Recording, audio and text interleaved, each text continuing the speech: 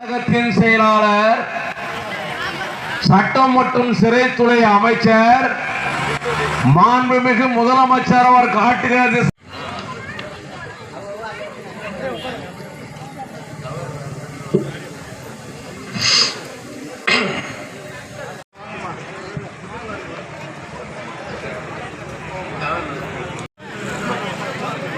கொஞ்சம் உள்ள இன்னும் கொஞ்சம் தள்ளி வாங்க.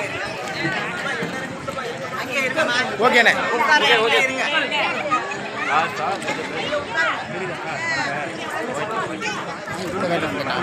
Okay okay.